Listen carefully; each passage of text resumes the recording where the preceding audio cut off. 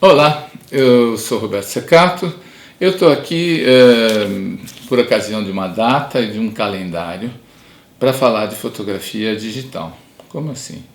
Bom, é o seguinte, há 20 anos atrás, exatamente no dia 4 de março de 1996, eu realizei um debate na Galeria Diafragma, que foi a primeira galeria de fotografia da Europa, falando a respeito de fotografia e elaboração no computador. Esse aqui era o convite que estava no cartaz. Então, na verdade, esse evento foi uma provocação, porque naquela época, não é como hoje, que a gente tinha a possibilidade de grandes elaborações no computador da gente, que a gente leva na mala. Nós estávamos no começo de tudo. Então, os computadores que podiam fazer elaboração de imagem eram computadores gigantes, que ficavam em salas refrigeradas, ou onde você tinha que fazer um certo efeito, tinha uma placa que entrava no computador para fazer aquele efeito. Então era uma coisa muito pouco acessível, muito pouco experimentada. Então o que eu fiz? Eu quis fazer um trabalho onde eu usasse de modo muito pesado a elaboração de imagem, a pós-produção, para verificar qual é o momento em que a fotografia se perdia nesse processo, né?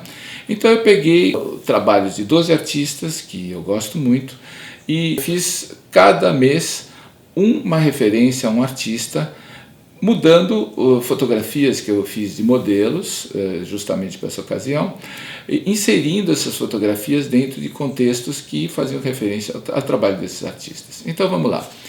O calendário era assim, ele tinha essa parte aqui que se desvelava, a capa, que é uma variação dessa foto do convite.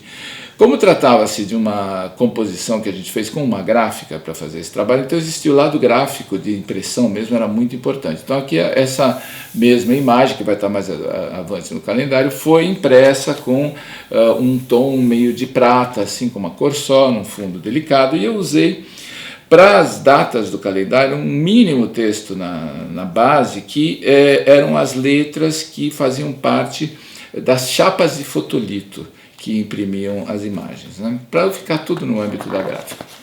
A primeira imagem faz referência ao trabalho de um artista americano chamado Chuck Close, e era esse olho assim meio nessa situação um pouco surreal, né?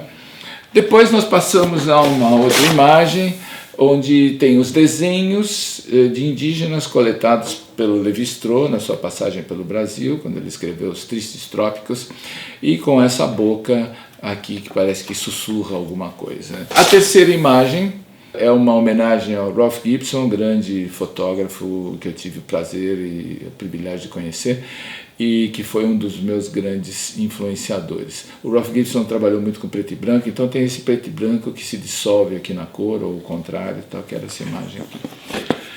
A próxima imagem é uma referência explícita ao trabalho do Roy Lichtenstein, onde ele tem uma moça que tem quase essa mesma maquiagem, essa mesma expressão, e talvez seja o trabalho que mais se aproxima dessa ideia da proposta, porque nós temos uma fotografia que se dissolve num desenho, num cartoon, que eu adoro cartoon, então para mim foi uma coisa muito interessante fazer isso aqui. Passamos à próxima imagem, que aqui é uma referência ao trabalho do Yves Klein. O Yves Klein trabalhou com essa cor aqui, conhecida assim popularmente como azul de Klein, e que é uma cor que é muito difícil de reproduzir numa impressão de artes gráficas. Então aqui foi feito um trabalho muito especial, um mestre de artes gráficas que trocou as cores das chapas que se imprimem normalmente para chegar nessa cor que efetivamente é muito próxima a essa cor que usava o Yves Klein. Próximo mês, que é o mês do meu aniversário, é um autorretrato do Miró. O Miró tinha feito esse autorretrato, que é a base, um autorretrato muito torturado, assim, com um desenho fino sobre um fundo marrom. E em cima disso ele pintou depois essa espécie de desenho quase infantil aqui, que é o que caracterizava a sua obra mais madura. E depois passamos a uma homenagem ao Francis Bacon, com esse corpo contorcido e esses elementos que foram tirados ali de coisas do estúdio e trazidos para essa imagem aqui. O próximo seria o Andy Warhol, pai da pop art, e faz referência ao seu retrato do Lenin, todo vermelho assim. Depois nós vamos para o Man Ray, que tem um trabalho ao qual foi inspirada essa imagem, que tem toda essa maquiagem meio anos 30 e tal. E depois passamos ao trabalho do David Hockney, que não faz jus ao seu maravilhoso trabalho, que eram essas composições de Polaroids que fazia nos anos 70. E aqui eu tive limitações técnicas, não pude muito além disso. Depois tem o Bill Brandt. Bill Brandt tem uma imagem numa praia, que é muito parecida com essa daqui. E finalmente, após o grande mestre Bill Brandt, passamos a Gerhard Richter. É um artista alemão, talvez o artista contemporâneo que eu mais admire pela multiplicidade da sua obra. Quer dizer, ele trabalhou desde paisagem, retratos, abstrato, e sempre com uma grande profundidade, sempre mostrando uma dimensão nova no seu trabalho.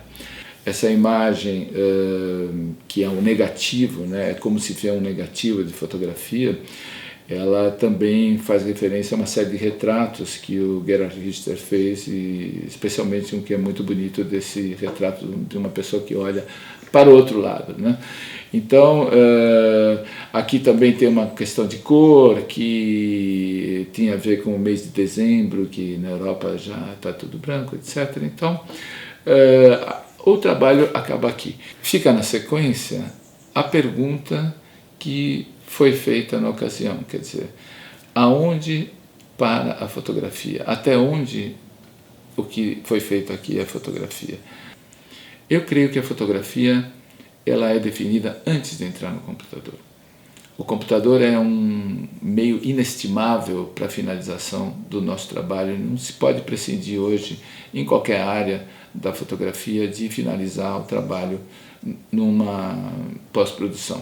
Porém, o que a gente vai fazer no computador já deve ter sido pensado antes. A ideia da fotografia, ela deve começar antes da fotografia ou durante o processo de fotografar. Dificilmente uma fotografia que não tem solução ou não teve uma ideia, ela vai acontecer dentro de um computador. Ela vai acabar virando uma brincadeira de efeitos e não vai chegar muito mais do que isso. Agradeço a sua atenção e te convido então a deixar um comentário, a se inscrever no canal do YouTube se você gostou, compartilhar, e espero vê-lo no próximo vídeo. Muito obrigado.